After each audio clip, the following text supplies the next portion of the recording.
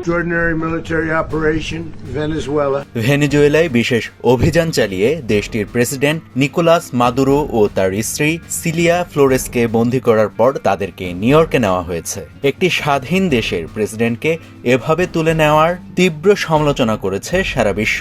এ ব্যাপারে গভীর উদ্বেগ প্রকাশ করেছে জাতিসংঘ। ক্ষিপ্ত হয়েছে চীন এবং রাশিয়াও। এখন প্রশ্ন হচ্ছে, গ্রেফতার করার পর মাদুরো ও তার স্ত্রীকে কোথায় নেওয়া হয়েছে? জানা গেছে শনিবার তাদের বহনকারী উড়োজাহাজটি নিউ ইয়র্ক সিটি থেকে প্রায় 70 কিলোমিটার দূরে অবস্থিত স্টুয়ার্ট এয়ার ন্যাশনাল গার্ড বিমান ঘাঁটিতে অবতরণ করে।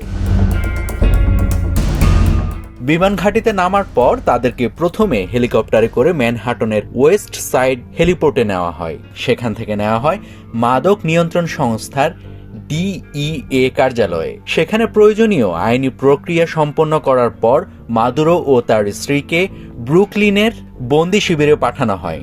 তাদের বিরুদ্ধে মাদক ও অস্ত্র চোরাচালানের অভিযোগ আনা হয়েছে, যদিও আগে থেকে এমন অভিযোগ অস্বীকার করে আসছেন মাদুরো।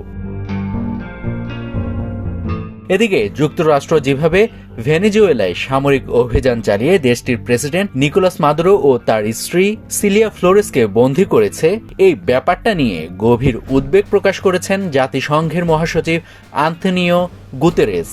রাশিয়া ও চীনের সমর্থনে সোমবার জাতিসংঘের নিরাপত্তা পরিষদের জরুরি বৈঠক আহ্বান করেছে কলম্বিয়া।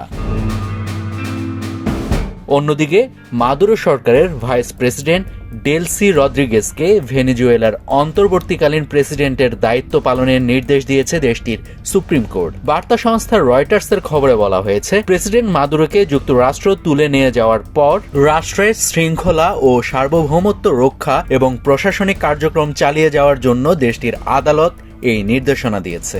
নাভিদ হাসান, সোনালী নিউজ।